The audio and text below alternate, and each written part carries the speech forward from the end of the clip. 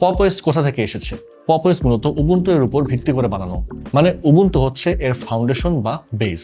এখানে অনেকেই একটা ভুল ধারণা করে যে পপ ওএস নাকি উবুন্টু এর রিস্কিন। না, এটা আসলে ঠিক না।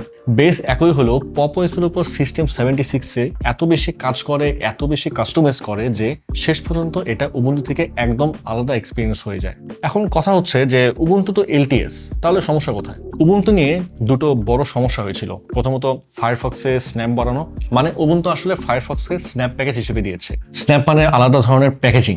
আইডিয়াটা খারাপ না, কিন্তু বাস্তবে অনেক সময় স্ন্যাপ অ্যাপ স্লো লঞ্চ করে, মানে ওপেন করতে সময় লাগে। অনেক ইউজার বলছে যে ফায়ারফক্স ওপেন করতে আগের চেয়ে বেশি সময় নেয়। এটা এক ধরনের হ্যাসেল আর কি, কারণ ব্রাউজার তো প্রতিদিন আমরা রেগুলার ওপেন করছি, তাই না?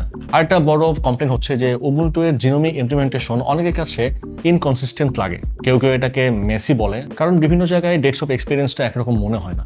এখন এসব কন্ট্রোভার্সি থাকলে অনেকে তো অল্টারনেটিভ খুঁজবে, তাই না? এটাই স্বাভাবিক। আর এখানেই পপ ওএস সামনে আসে।